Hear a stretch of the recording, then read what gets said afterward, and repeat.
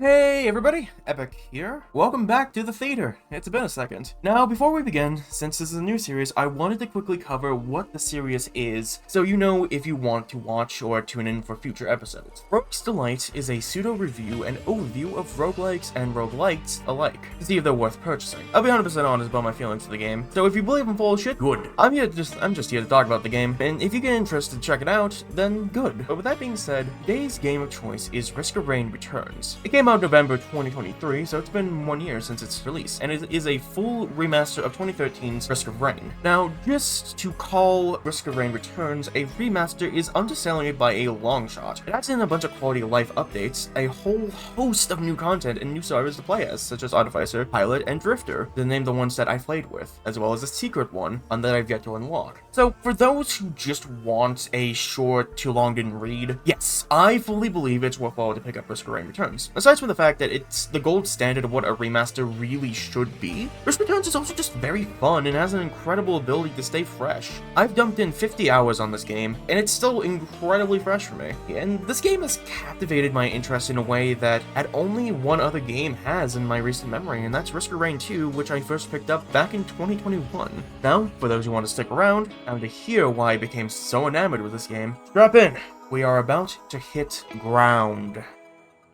Alright, before we get into this full sway here, if you don't care about the menu or the controls, I will put a timestamp on screen right now if you want to skip right to the gameplay. But I do feel it's important to cover, so if you're interested to hear me ramble, stick around. So, I know this is a bit of an odd place to start. Bad controls, unclear menus are obvious marks against the game no matter what genre it is, but I feel if a game makes menus extra clear, it goes the extra mile to make your life so much simpler, especially in a roguelike. Since you can learn more details about the game, the items you'll be picking up, and be able to more efficiently make a checklist if you want to do like a run that's more so focused on getting items without an immense amount of headache looking through the achievements list on Steam or Xbox or whatever you're playing on. But that's enough rambling about my philosophy about this. Let's hop in with the controls. Risk of Rain Returns has 3 major options for controls. They follow as keyboard only, keyboard and mouse, and controller. And while the game is very playable with keyboard only and keyboard and mouse, I personally recommend controller since I just found it to be the most comfortable while playing. And I wish I knew about this sooner because I only found out about this when we started making this video, so. And a very small thing to note is that the controls are very smooth and responsive. While I've been playing this game, I could never pin a death on bad controls, only my lack of skill or overconfidence with the controls. As for the, obligatory logs and unlockable section, I think this is one of the best ways to do it. Good. I'm not gonna gush too hard, but aside from the really cool lore stuff, being able to see everything in full detail is awesome, and, getting full statistics on how the items work is also really cool. And the challenge section is very well organized, and is very quick to run through if you're looking for something in specific since it's organized by survivor. And, as well, I'm gonna gush a little harder. The environmental logs are a very awesome reward for exploring stages. Being able to look around the stage is awesome, and I feel well rewarded for actually wanting to explore and try to find secrets around the stages, which I think is a really cool little mile to add to the game, and especially since you can admire just how good these stages look without having to fear about getting ganged up on by some lizards. But enough about controls and menus. Now let's the gameplay.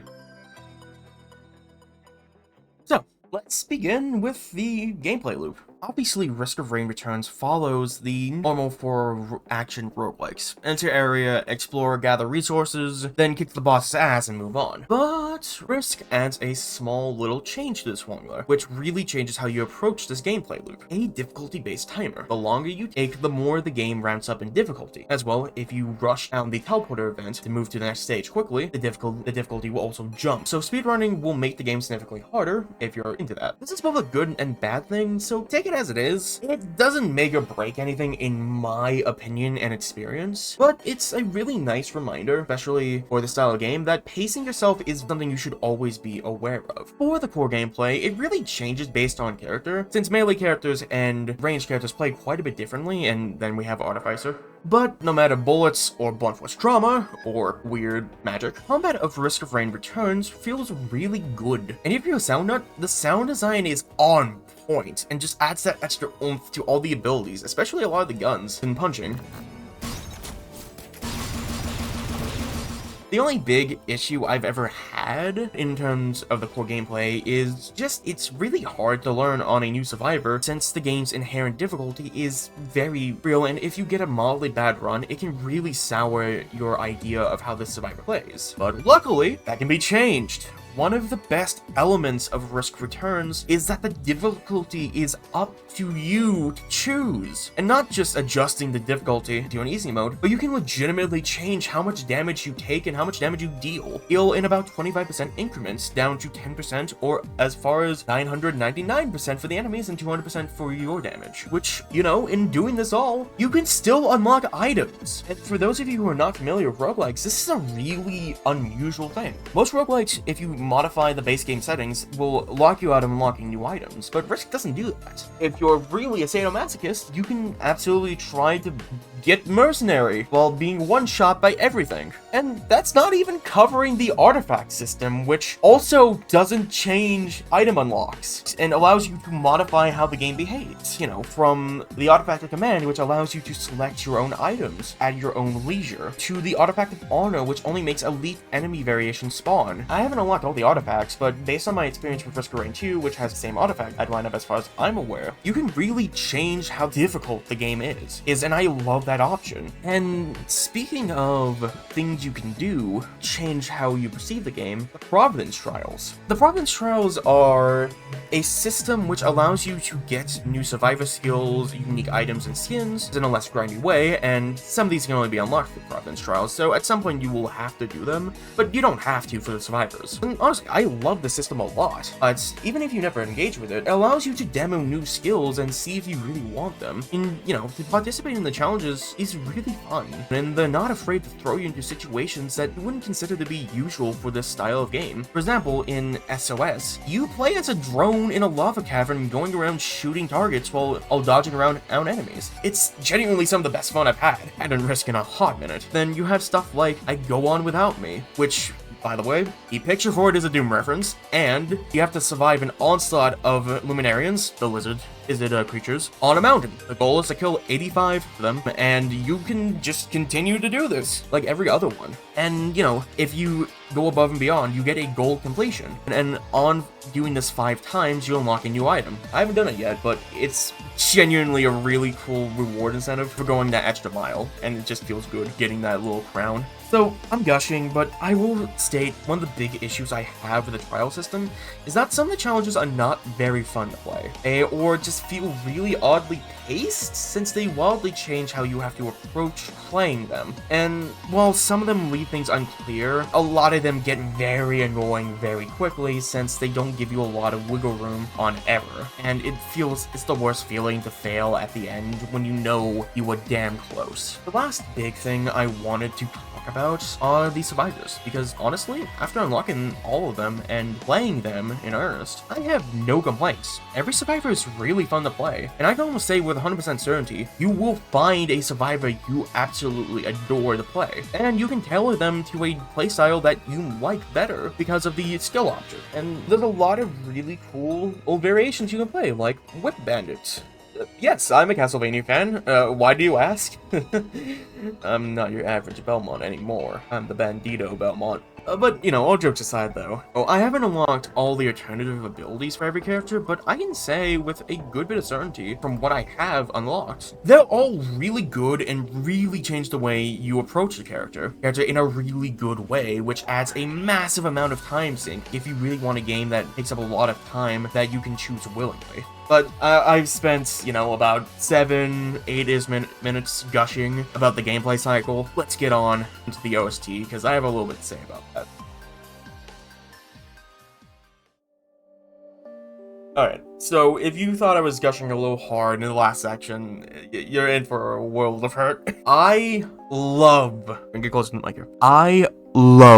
Risk Returns OST so much. A big personal thing is I rate roguelikes, especially, on a basis of good OST by 3 factors. The songs are memorable, they are in the background, so they are not distracting, and they don't drive you insane on repeat listens because you're going to be listening to these quite often. And Risk of Rain Returns does this perfectly. Every single track I have listened to in the OST is good. They're all very distinct and very punchy soundtracks. And I'm not gonna lie, Risk of Rain Returns has become one of my favorite OSTs, period. And that's high praise. I have put this on the same level as a lot of the Persona OSTs I've listened to, which I've also fallen in love with. Now, obviously, to stop my gushing for a second, if you're not a big fan of synth-heavy or rock-heavy music, you're not gonna vibe with it. And I fully understand why that might be a very big deterrent factor in you picking up the game. But, you know, if you heard me gush and are interested to hear it for yourself, the creator of the OST has all the songs for free, regularly available on his channel.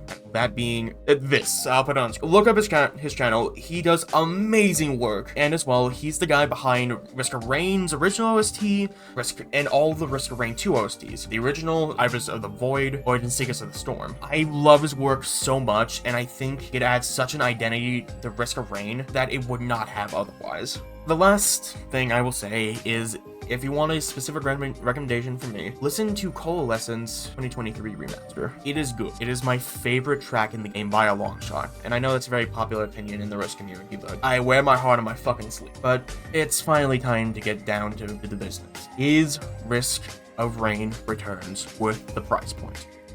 Now, obviously, you heard my TLDR earlier. I fully believe Risk of Rain Returns is not only just worth the $15, I think it's a steal. I've only tapped about 50% of what the game has to offer, and that alone made me say, fuck yeah, this is worth the price, but let's get fully objective. Take it away, drive me crazy. On the positive side of things, the difficulty is completely up to you. You can either make the game really easy, or you can make it extremely difficult. The game will not punish you for doing it either way. The game's roster has a large selection of characters, and you have a ton to play around with and a lot of content to unlock and see. The controls are super smooth and super responsive. And finally, the game is gorgeous. No matter where you look, it seems like almost every stage has had a lot of love and time and effort put into it. Now, on the negative side of things, Risk of Rain Returns is very hard. While you can change that at the baseline intended difficulty, it's very unforgiving. And also, the game is quite grindy. In order to unlock skills, you have to do a lot of work, and that's if you don't want to do the trials to get them. And the stage variations are not obvious, and many sections look really similar to each other, so you can get lost very easily. And finally, while most of the enemies are fun to fight, some elite variations can be very frustrating to fight and feel super unfair at times.